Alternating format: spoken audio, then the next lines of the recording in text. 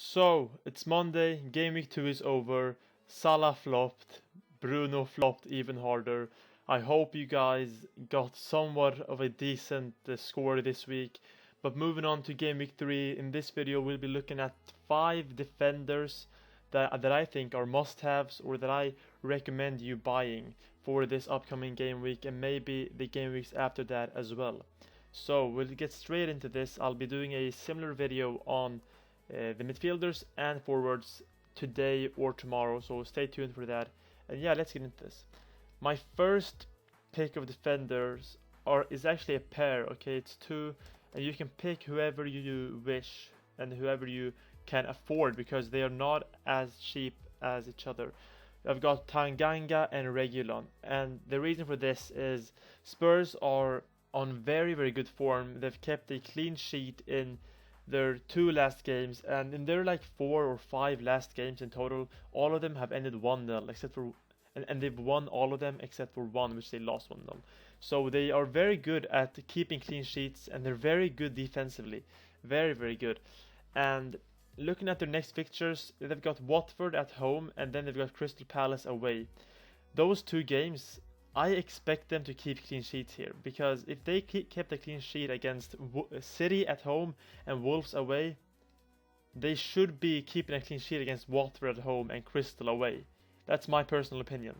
Then they've got Chelsea and Arsenal. They might not keep a clean sheet there, but at least the upcoming 2 game weeks, which is game week 3 and 4, Watford at home and Crystal away, they should be keeping a clean sheet. And the reason I picked Tanganga and Reguilon and not Dyer or Sanchez is because these 2 are fullbacks. And as I've said previously in my videos, I recommend going for fullbacks if you're going to buy defenders, because fullbacks are much more active and involved in the game. Tanganga and Reguilon are very involved. They haven't got an assist, I believe, or a goal yet this season, but they're still very involved and they have a much higher chance of getting an assist or a goal than the center backs do. So in my opinion, both of these are very good. If you do have the extra 500k to pay for Reguilon and you're ready to do that, why not?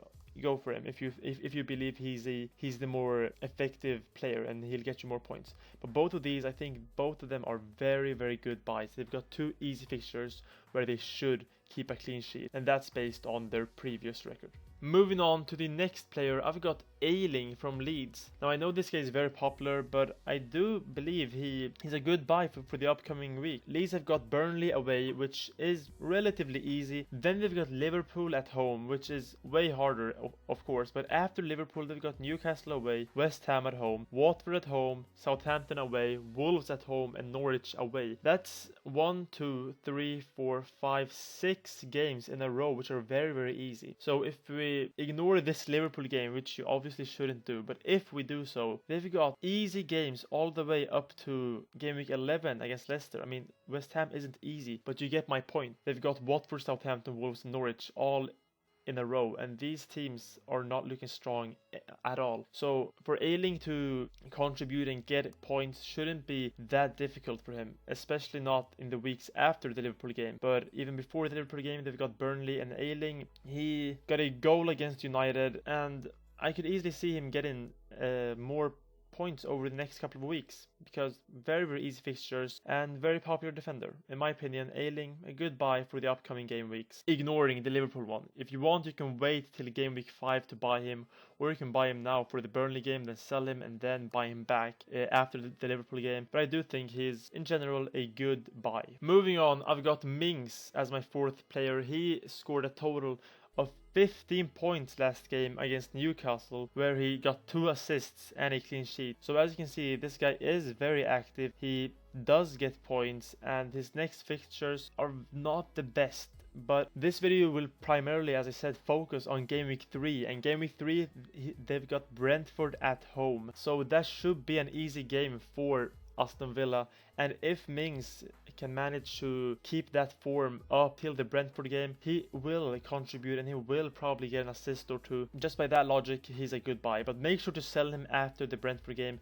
If you just want a quick defender to buy now, maybe you want to sell Ben White from Liverpool, from Arsenal, sorry, you can easily get Mings in for the next game week, because it's a very easy fixture and he is on good form. 15 points in one game, 3 bonus points. That's probably one of the best defenders this week, I believe, if not the best. So based on that, I'd go for Mings for this upcoming game week, but then sell him. And the fifth player is Livramento. Now, looking at his form, it isn't too good. He got 1 point against Everton and 2 against United, a total of 3 points in 2 games, and an average of 1.5 points a game.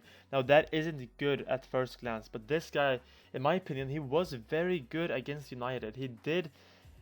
He was very involved, he was very active, he had the ball a lot, he drove the game up forward for Southampton. I think he played an integral part in their draw against United, which of course is an excellent result for them.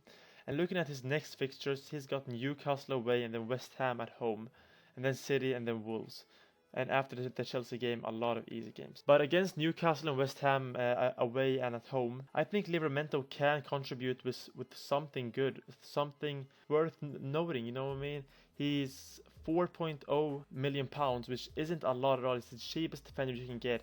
And looking at his form against United, and if he can keep that form up, I could easily see this guy getting some points. So just keeping it short and simple, I think Livramento could be a very good buy. Of course, it's a bit more risky than the other ones as his fixtures are a bit more difficult.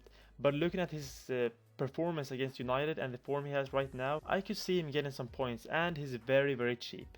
So you can always stick him on the bench if you wish. But that's all for this video. Let's rank these 5 defenders from best to worst. In my opinion, I would go Tanganga best, then Reguilon, then Mings, then Ayling, and then Livramento. Because Livramento is very, very risky, whereas Tanganga and Reguilon are a bit more safe. And so is Mings as well. So yeah, that's the video. If you want to see a similar video on midfielders and forwards, check out my channel. And yeah, I'll see you guys next time. Bye.